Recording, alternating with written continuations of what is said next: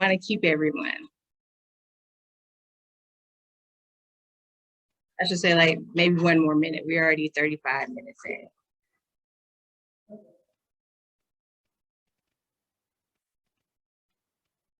Well, good morning, everyone, and thank you for joining another Life Foundation Mahogany Project. My name is Tracy, and I'm here to get us started with our mental health. We focus on mental health, but we also focus on wealth. And so the combination of our organization is to focus on getting people to where they want to be if you want to be an entrepreneur. So today this is the first step of our 4-part series on helping entrepreneurs know what they need to do to have a successful business. Today I'm going to be talking about credit because credit is important, and unfortunately this is not something they trained in high school. So if you don't get your credit right, then it kind of will affect your business or your entrepreneurship and the success of that level later on in life. So we've kind of learned the hard way, but we feel like we should educate other women on what we've learned in our journey. So I hope that all of this information for you guys is helpful. Next, I will be introducing at the end, Yvonne. She's going to come in next as a spinoff of a little bit of what I'm going to be talking about as far as credit cards is concerned. But how many of you guys out there, just drop it in the chat, know exactly what credit is?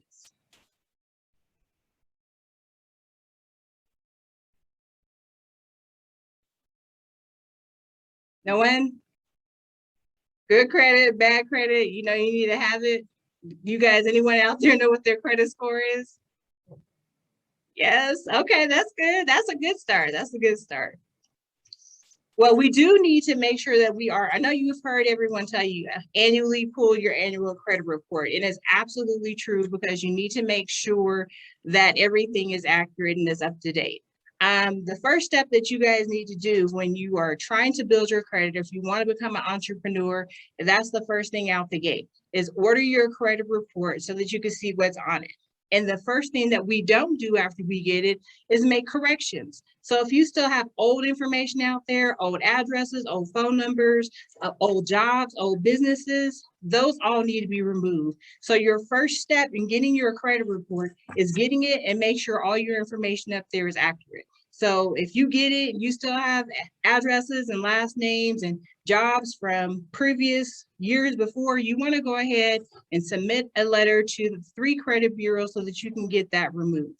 And let me tell you, all the credit people need to do is verify information for you. So I'm not saying that we don't need to pay our bills, but I am saying that you're going to make it a little bit harder for you to start building that credit and getting credit cards if you have old information out there. See, a lot of people say you need those very expensive, letters with all the verbiage. You really don't. Because when those letters go to, it only goes through eOscar. eOscar is only reading a 2-number. They're only reading like for 2 numbers, which are putting you into categories, and then they're verifying and say either it's correct or it's not correct. And if you were having old addresses up there from when you were married or now you're divorced, they'll say, yeah, it's verified, because now they have information about you that is actually accurate. So if you're sending your information to, let's say, to another, I just won't put them out there, but if you're sending your information to a credit builder and they don't clear up your names and they're just sending letters for you and you haven't removed your name, all that stuff is going to come back as verified. And then at the end of the process, you're wondering why you're paying this $99 a month and nothing's been removed. So the first thing that you're going to do is correct all that information. The next thing that you want to do after you've corrected all your information is submit to 4 smaller credit bureaus that we know nothing about. LexisNexis, APS, there's like 3 or 4 of them. You want to go ahead and freeze your credit report. Once you freeze your credit report, that will help you then to go in and dispute what you need to dispute, things that are inaccurate. So once you have disputed everything that is inaccurate, now mind you guys, this takes a long time. I mean, it takes 30 days, 30 business days, which really equates to about 45 days. So this is not a simple time. It's not something that simple. It's actually time consuming. But if you want to make sure that your credit gets if you want to make sure that you're building your credit and removing things properly, you're going to want to take these steps. You're not going to want to file online ever to dispute online, because then you're waiving your rights to be able to dispute it. You always want to send your letters, verified return receipt through the post office, and that way you have record.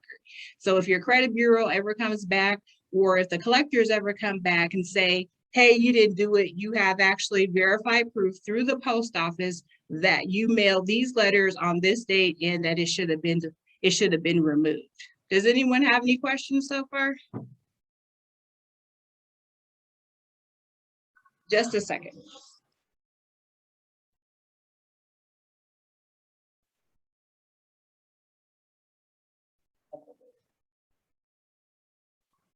If you guys would give us your email, I'm going to drop in the email, or maybe in the chat a little bit later, all of the 3 credit bureaus that you're going to want to freeze. I don't have it up in front of me, and I don't want to pull up an extra laptop that'll be blocking my view. I'm sorry, I was going to print that out today, but my printer wasn't working.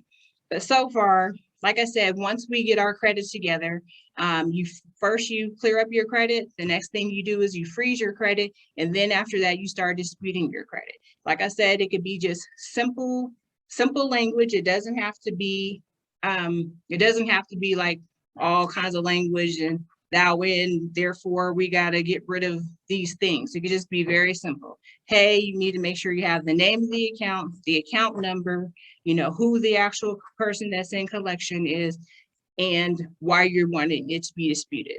There's also 2 other things that are very, very important, and that's time. Okay, so you have to know your statutes of limitations on any bill that you're receiving. So we know that after 7 years, it really is 7.5 years before something comes off of your actual credit. But then there's also a statute of limitations for your state.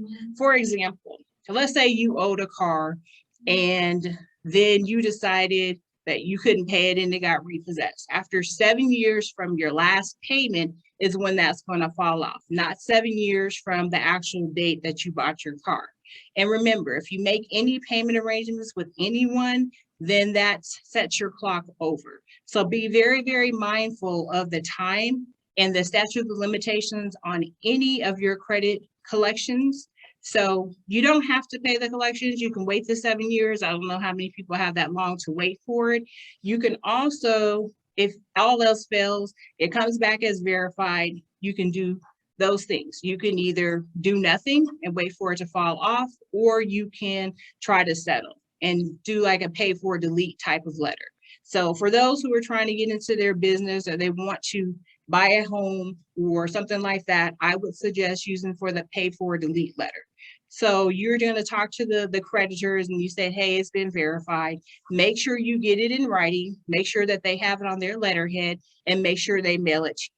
But never, ever give out any of your information. Always get a money order anytime that you're going to pay off any collection that's in the collection agency. Like I said, you can get them disputed if they can't find you or if they can't verify you. But if it does come back and it is verified and you want to get it removed, my best suggestion is that you go ahead and do a pay for delete. Start with 25%. So if your bill is $1,000 and you're unable to pay that $1,000, say hey man, I'm really in a bind due to COVID. I'm not able to pay this $1,000, but I do have $250 that I'm able to pay.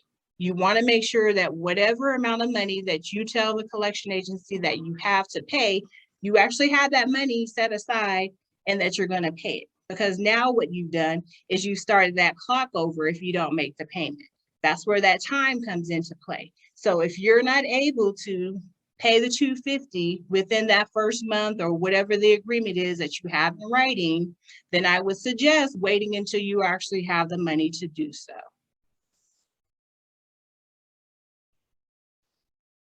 And thank you for your emails.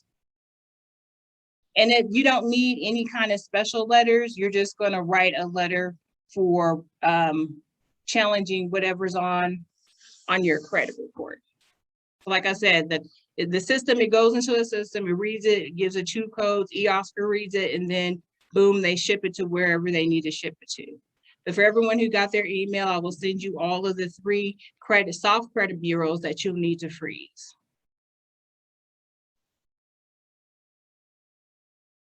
Was there any other questions?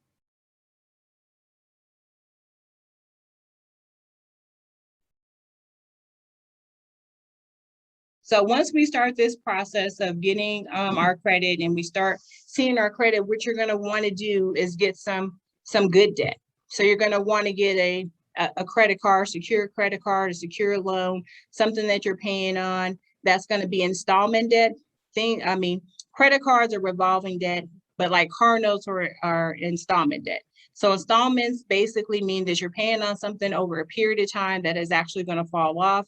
Your credit cards are revolving debt because usually you want to pay them off and you're going to keep those forever. I do suggest for all of our mothers out there, if you want to give your kids a head start, make sure that your credit is good. And then by the time your kid is 18 or old enough or responsible enough, and you have good payment history, you can actually set them up by making them, an authorized signer on the credit card. My mom made me an authorized signer, and it did help me to boost my credit. And then I continued to build my credit with all of this other knowledge of correcting my credit card bills. But we can do this for our children as well. This is a part of that wealth building system that we're going to be talking about over the next 3 sessions for the Mahogany Project.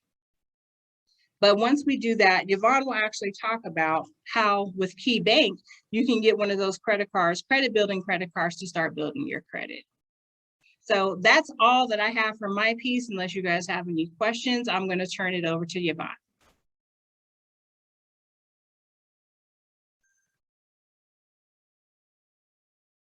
Okay.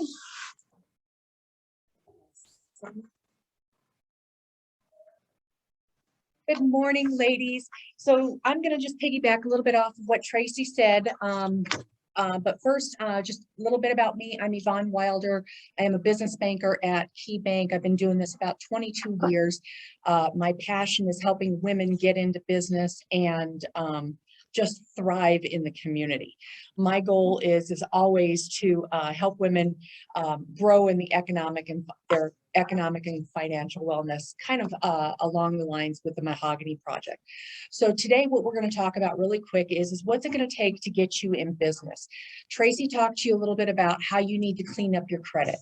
A lot of people do not realize that, but if your personal credit is not clean, there is no way that you are going to get you are not going to get a loan out there. You're not going to get a credit card out there.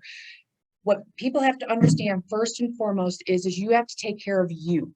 So taking care of your credit to make sure that you are a minimum of a 680 or above. Okay.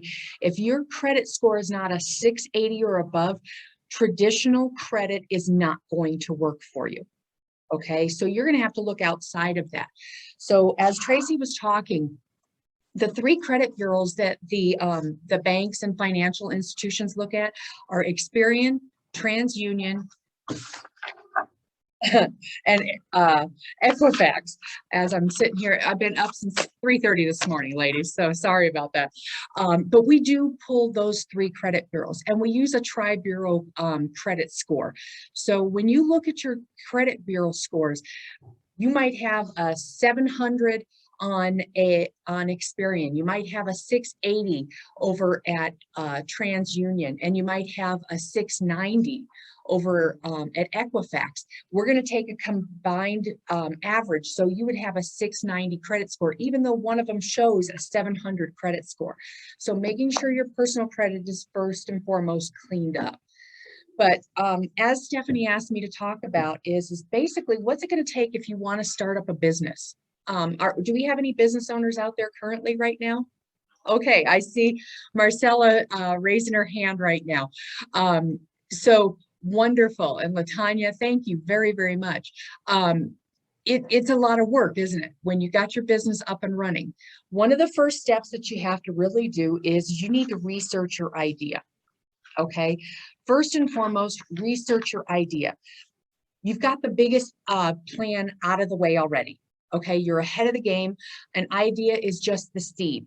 So basically what you need to focus on is who is your intended audience? okay, for your product or your service? Are you going to be online? Are you going to be online only? Are you going to be brick and mortar? You've got a lot of questions that you have to answer. Also, how large is your audience going to be as a business owner? Okay, what are the demographics of your audience, including income level? A lot of people don't realize that, but right now, does your product or service provide customers a benefit, or does it solve a problem for them? Okay, how many other companies out there are like yours? What other services and do they provide that you do not? What competitive advantage do you have over similar products? Okay, so those are some of the things that you need to start thinking about. All right.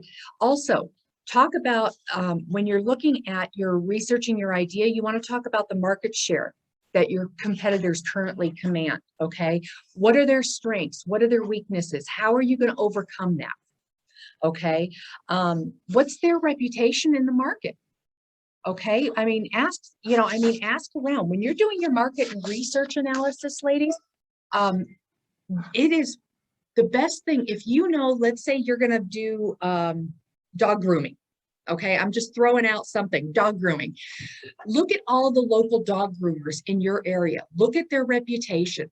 Look at the type of clients they get. Actually, give them a call. Say, how do you guys actually get your business? You don't have to tell them that you're going into business for yourself, but you can actually do that research, okay, to find out how they're getting their clients, okay? When you do your market research, it also helps you find customers for your business going forward. So basically, these are the good things that you have to find. These are the good questions that you have to come up with. Is there a desire or demand for your product? How many people for market size? How many people are going to be interested in what you offer? Do you have a product or service that clients are going to want? Economic indicators. What's the income range for your clients and what's the employment rate? Think about where you're going to open up your business. You have to think about demographics, everything. There's so many little nuances to getting a business up and running. Part of this is your location. Location, location, location. In business, that is key, okay?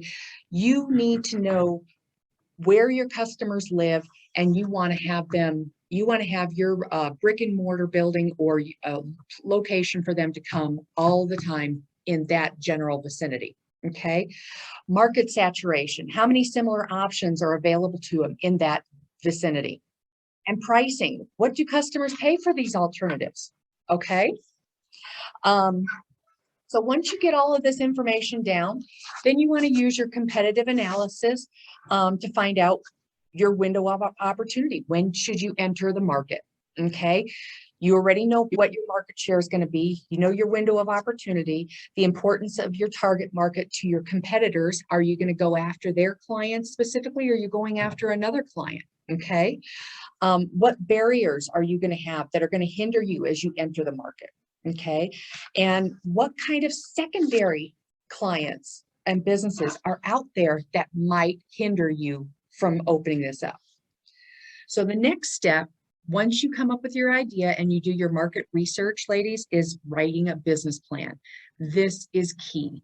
Anytime you go out to get financing, every business, every financial company out there is going to ask you for your business plan.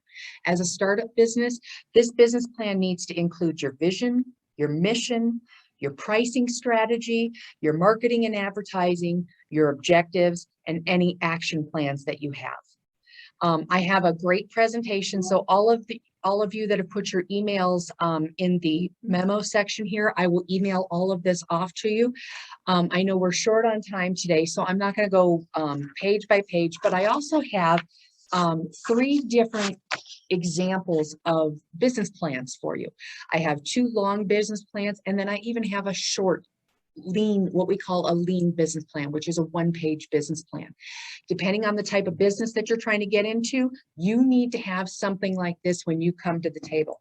That business plan, on top of everything that I told you with your mission and your vision and everything, you need to put a 3-year forecast out where you see your business is going to be. So year 1, what are you going to make in revenues? Year 2, year 3. You want to make sure that 1, 2, and 3, you have a minimum of a 10 to 15% increase in revenues. That's your goal. If you are looking at your numbers and it's like a 5, 6, 7% increase year over year, your creditors and your lenders are going to look at that and go, it doesn't seem like they're going to be aggressive enough to get out there. So they can actually use that against you as they're looking at you for credit. Third thing that you need to do is create a budget. Marcella could probably attest to this. Whether you plan to minimize your expenses with a lean startup approach, or you've already saved capital to just launch your business and jump right in, creating a budget is key to you. So what are your startup costs? Let's go through some of these lists here really quick. You have your licenses, your permits, you've got your equipment, you have legal fees, you have business insurance. Okay. Yes, Monique, you need to have about a 15% increase year over year on that. Okay. You want to get your brand and website development set up. You want to do your market research. Market research isn't cheap sometimes, guys. I mean, you could do it on your own, but if you hire some of these companies and go to the SBA, guys, the SBA, the SBDC, the EDC and SCORE, all of these organizations, they will help you for free. These are people that are previous business owners that they've retired and they say, you know, I want to give back to my community. I want to help them. I want to help new people get back into business. So go to these organizations and sit and talk with them. They'll go through all of these budgets with you. They'll go through market research, everything. Okay. Ongoing costs. When you're looking at your budget, rent and utilities is key. Marketing and advertising. Believe it or not, a lot of people think, oh, I could do everything with advertising because I could do everything online for free. Guys, online is great, but you still need to do additional advertising. Just because we're on LinkedIn and Instagram and Facebook and all of those companies, that hits just this much of the market share. Okay, you need to do additional marketing out there. There needs to be print marketing as well. Find out your local publications. Like out here in Colorado Springs, we have the Independent. The Independent, a lot of people can advertise in there. The local newspapers, Craigslist, advertise every place that you can, okay? Think about travel expenses as you're going about. Keep track of all of your traveling, because when you do your taxes for the first time, you get to deduct all of your travel. Okay. My partner is going to come up here, Tariq Collins, in just a moment. He's going to talk to you about how to structure your business, but he is a tax specialist and he can help you get your business up and running. And he can, when he's talking through the structures, he'll talk to you about the different tax consequences for each one. Okay. So when you're starting up your costs, or we're starting up the business, some of the costs that you need to consider. Are you going to have office space? What supplies do you need? What communications do you need? Communications, guys, covers your cell phones. It covers your hard line phones. It covers your computers. It covers your iPads, all of that. Any way you can make communication with the public, that's your communications. It is not only telephones, okay? Your utilities, your permits, your insurance, your attorneys, okay, your inventory. 9 out of 10 people, when they start their business, they always set up their inventory, go, okay, I can put aside $30,000 for inventory. But when they really see what $30,000 in inventory is, let's say you're starting up a little toy store, that $30,000 isn't enough.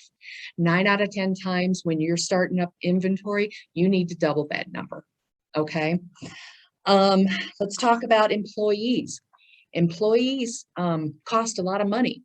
You have taxes that you have to cover. You have their salaries that you have to cover. If you cover insurance and healthcare with them, you have all of that as well. We've talked about advertising and marketing and making a website. Guys, nowadays, a website is first and foremost what you got to get up and running. Okay, that is key. So before we jump into some more, I'm going to bring Tariq up here really quick, and he's going to go through the different types of way that you can structure your business, okay? And then he's going to tell you some pros and cons for each one, and then we'll continue with setting up a business. So Tariq, come on up.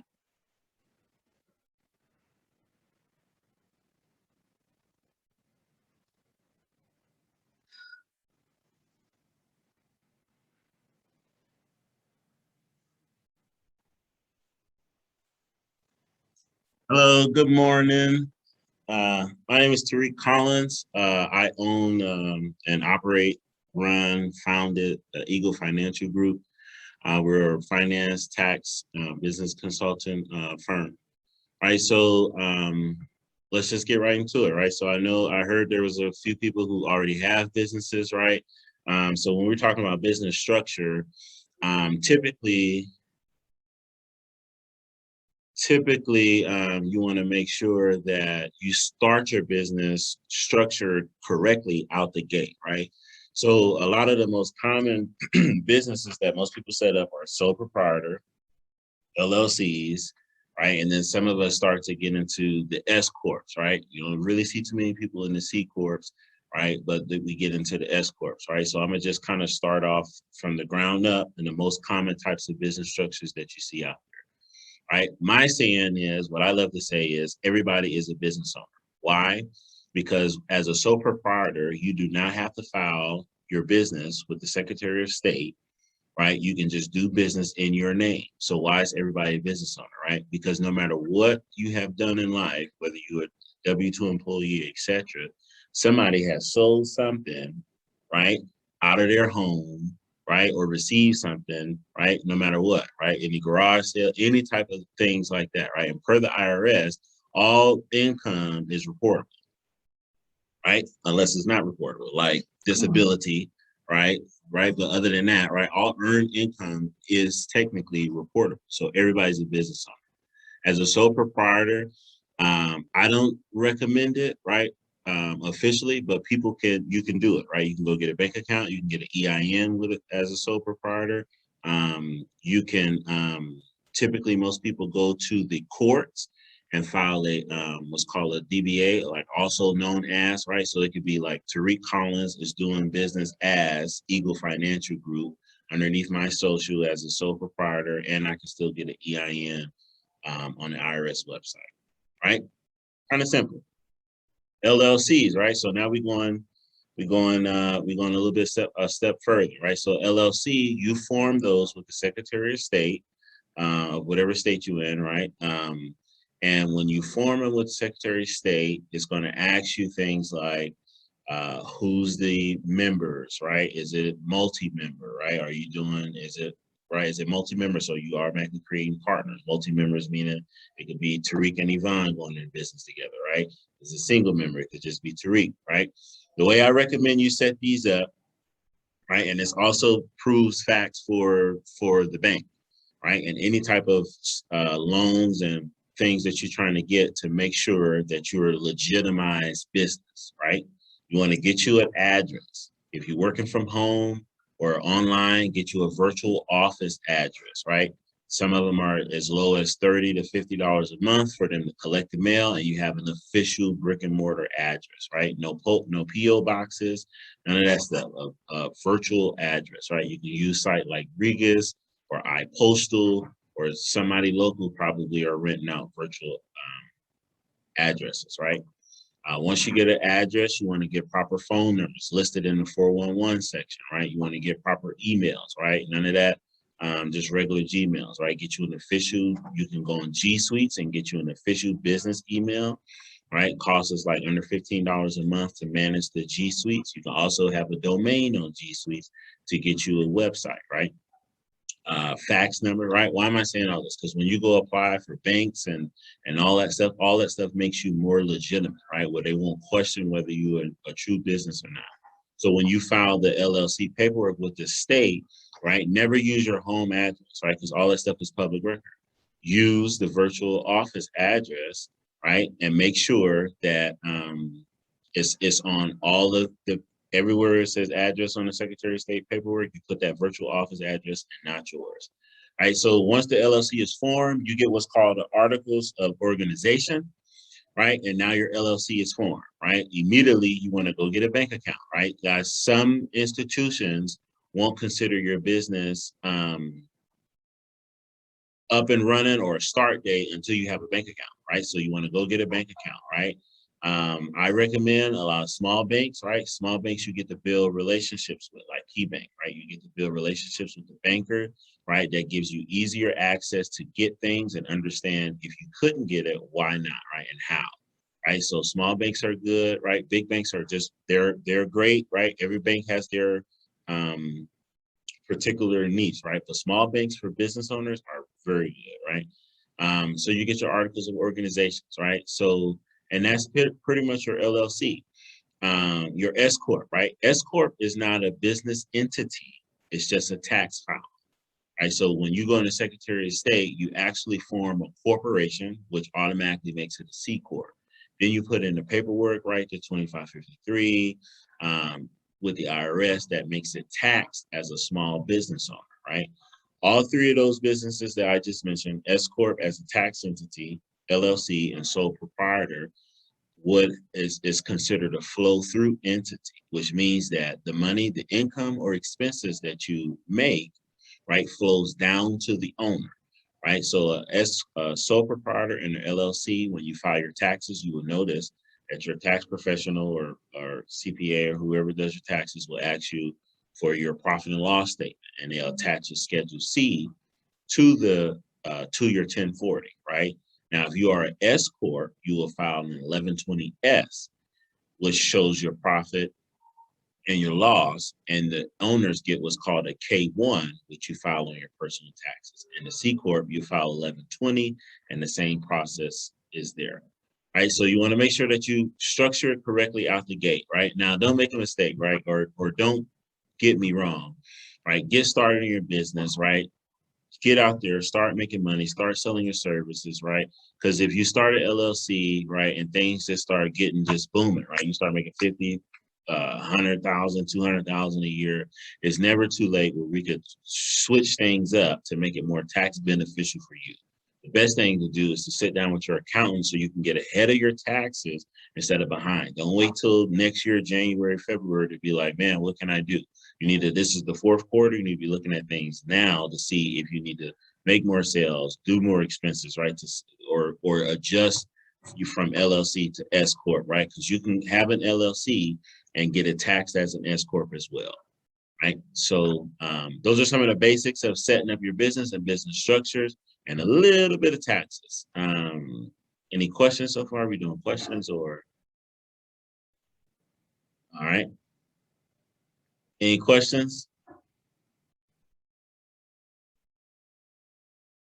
Oh, you're welcome. You're welcome. You're welcome. All right, so I'll bring Yvonne back and she'll continue. Thank you, ladies.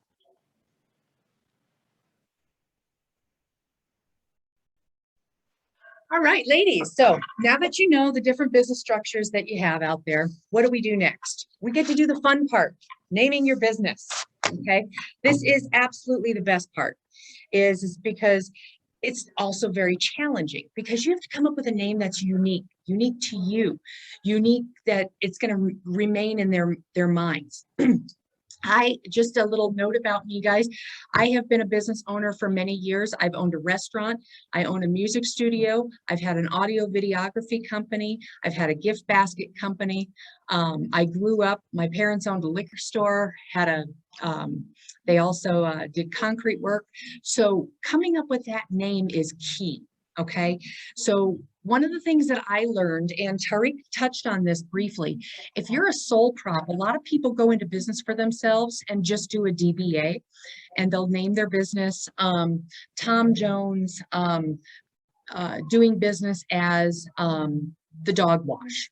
Okay, well, since he's a sole prop, he didn't register it with the Secretary of State. So one of the things that can happen to you when you're naming your business, if it's not that unique, you can run up against an issue where somebody else named the business the same exact thing as you. They're a sole prop, they're not an LLC, they're not a partnership, they're not a S Corp, and they're not registered with the Secretary of State. So what do? You have to make sure that you are taken care of first and foremost. So when you name your business, please, even if you are doing a sole prop, guys, register it with the Secretary of State, because this is going to make it easier for you. Just as a quick side note, when I owned my restaurant, I named it the El Paso Cafe. We lived in El Paso County, so I named it the El Paso Cafe. I checked on the Secretary of State website, and there was nobody else with that name. So every quarter when I went in to pay my quarterly taxes, my little tax payment went and it paid somebody else's El Paso Cafe, because there were 27 additional El Paso cafes in the state of Colorado. So by making sure I was completely registered, it made it a lot easier for me to get everything rectified with the state of Colorado as well as the IRS. Okay, so just wanted to bring that little tidbit up to you. So when you're registering your business, make it a distinct legal entity. Okay, please make it a distinct legal entity. When you go into a bank or a credit union to get some financing, ladies, they're going to ask you first and foremost, let me see your articles of incorporation or your articles of organization. They're going to ask you all sorts of stuff like that. Okay, if you don't have that, they're going to come back to you and go, well, until you get registered with the state, we don't recognize you as a legitimate business. I think Tariq had mentioned that to you. Okay, for most small business, registering your business is as simple as just registering the name with the Secretary of State. You don't have to go local, like within the town. Just go to your the state Secretary of State. Once you register with the Secretary of State, if your business is a LLC, corporation, or partnership, or a nonprofit, you need to register where you conduct business activities. Typically, you're considered to be conducting business activities when your business has a physical presence in the state. You often have in-person meetings with clients. A significant portion of your revenue comes from that state, and you have employees that work there. Okay, so make sure you register with everything. The only time you're going to have to, and I want to mention something, the only time you're going to have to register with federal agencies is if you plan to trademark your business brand or a product name. So this is very key to you. If you start off as an LLC or a sole prop and you create some new gadget, one of my clients 20 years ago created a new crankshaft oil out of corn oil. He was a sole prop when he started this. When I started working with him, I said, the first thing that you need to do is you got to go get a federal tax ID number. Okay. If you get that, and then we need to trademark, protect your product. Once we did this, his business boomed. And I kid you not, we registered and trademarked his new crankshaft oil. And 6 months later, there was 29 people across the country that said, nope, I came up with that. If he did not trademark that, he would have been in court for years and years to prove that it was him. But because he actually started working with me, we actually started growing a good business relationship. Like Tariq had mentioned, when you go into business for yourself, I'm going to mention the 5 to you. Okay, in business, you need to have 5 very important people in your life. Okay, first, you need to have a very good CPA. This is somebody who understands cash flow and can help you understand all your financials. This is not somebody who just sits and does taxes all day long. You need to have a good attorney. This attorney is going to help you with all your contracts, all your agreements, anything that comes up for the organization of your business. You need to have a good insurance agent. This insurance agent is not somebody at State Farm or Allstate, okay? We're talking companies that focus on businesses directly, like there's Pinnacle Insurance, there is Six and Geving. I'm just throwing out some names. There are specific companies that handle workman's comp insurance. You need to make sure that that insurance person that you're working with understands your business inside and out. And there, one thing I want to point out, we are in the digital age, okay? And cyber fraud is a huge issue for every business known to man out there, okay? And just because you think you're a small mom and pop shop or you're a small business out there, doesn't mean that they won't go after you. Guys, they will target anybody and anything that they can get. So when you're talking to your insurance agent, you want to make sure that you're covered for cyber fraud. Okay, most insurance policies cover it, but see where your limits lie. I'll give you an example. One of my clients had a huge wire fraud issue hit them one time. And when the wire fraud hit, it was $345,000. That's a lot of money. But guess what? Their insurance wasn't going to cover it because the minimum loss they had to incur was $500,000. So when you're choosing your insurance agent, this is one of the things that you need to be sitting there talking to them about. Okay, what are you going to cover me for cyber fraud? And get that in writing. Make sure they go over that clause in the policy with you. Okay.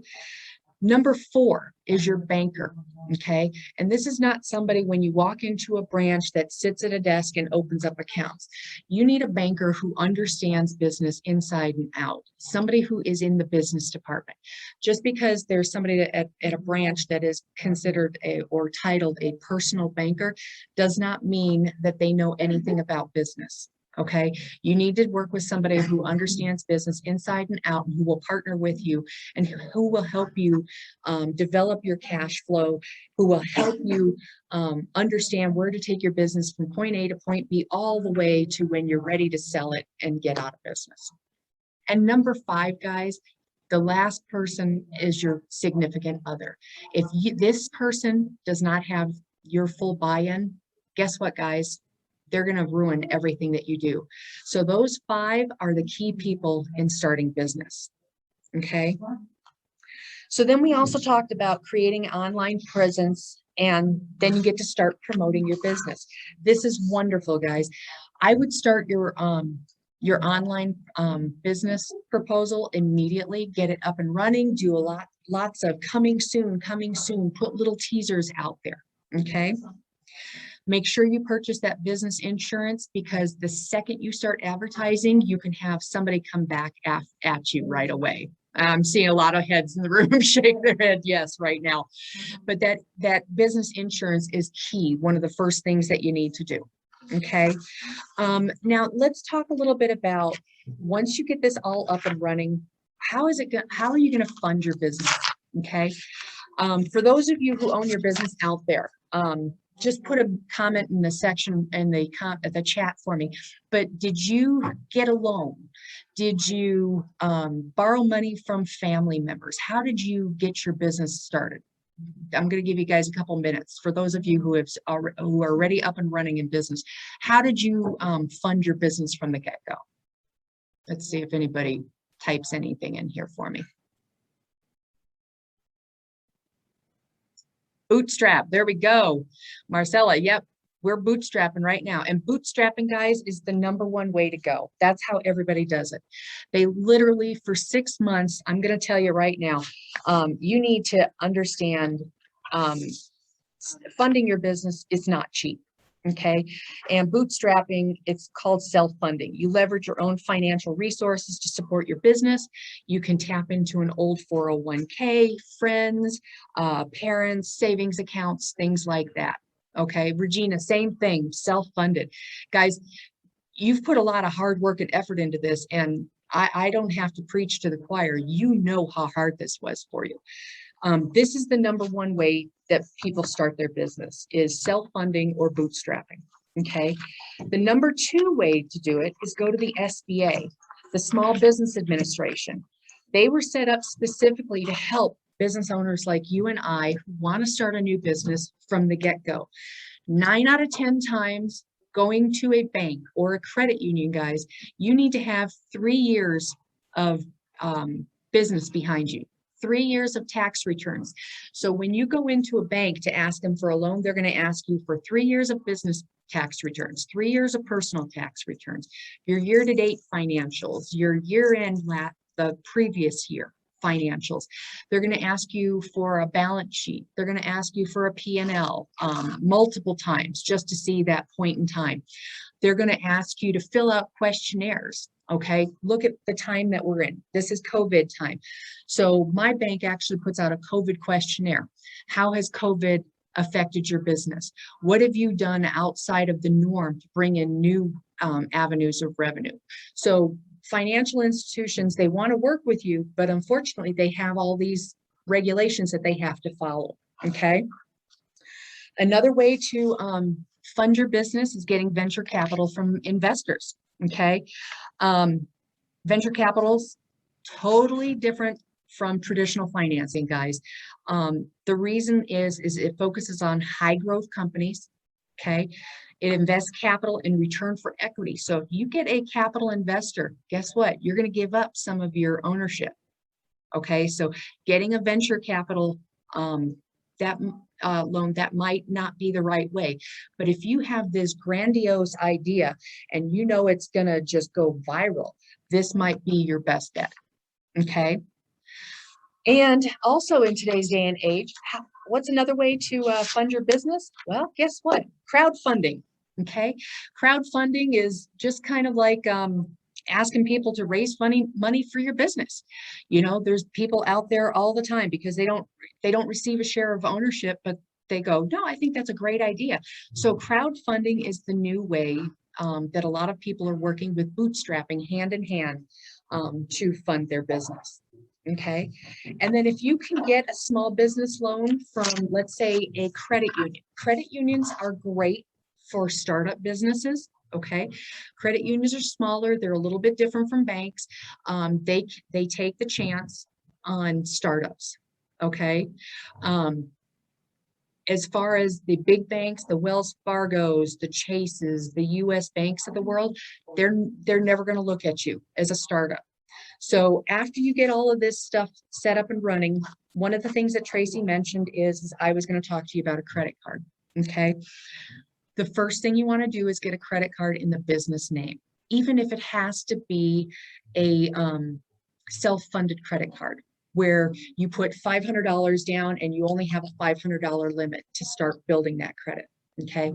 When you're starting your business, one thing I want to really stress to you guys is that division line between personal finances and business finances. You do not want to gray that line.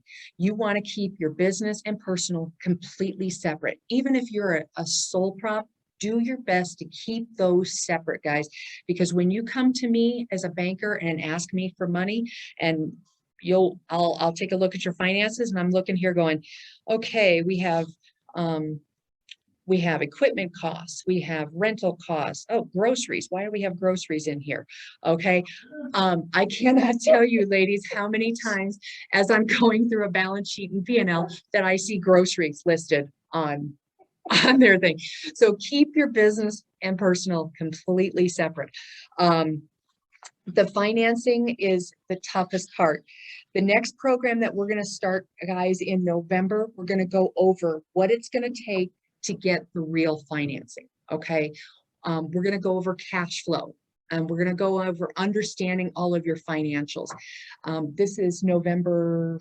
What date are we doing in November? So our next event is going to be in November. And we're, all right. Okay, so with all of the emails and everything that you guys have here, we will send out the next, the date for you. I apologize, I don't have that handy here, but keep one thing in mind. We want to help you. Getting into business right now, ladies, this is the time to do it. It's the era of women getting into business, okay?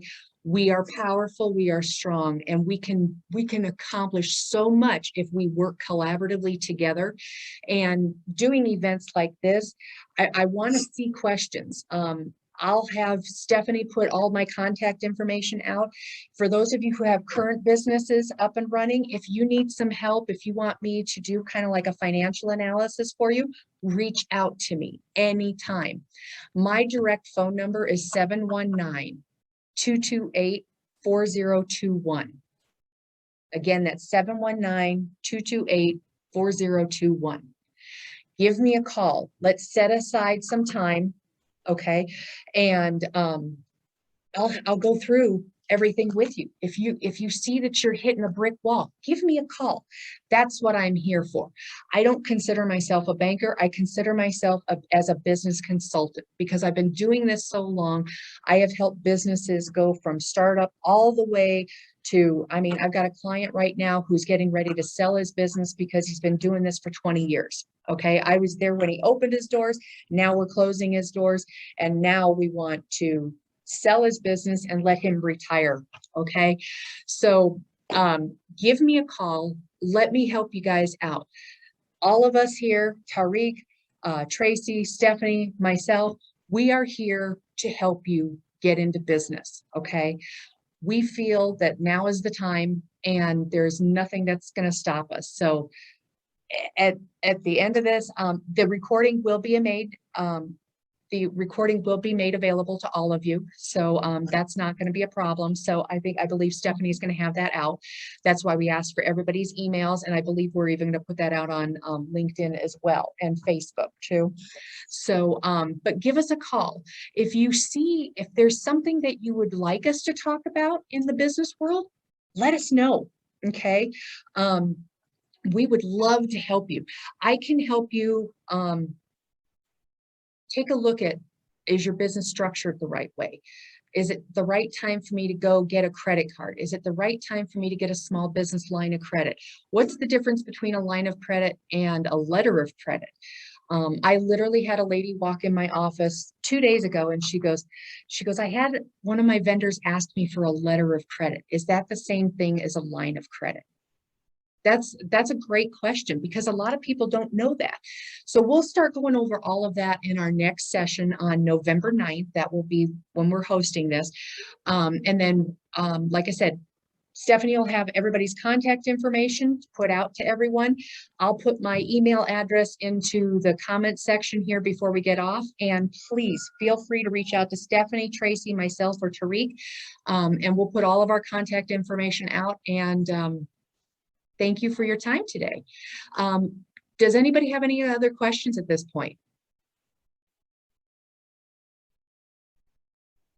And you guys are very, very welcome. I hope you guys enjoyed our presentation. All right. Well, it doesn't look like we have any more questions. So we will put our contact information out in an email to everybody. Once again, thank you. And don't hesitate to call us anytime. Have a great day, ladies. Bye now. Thank you so much. Bye, have a great day. Thank you. Welcome. Thank you.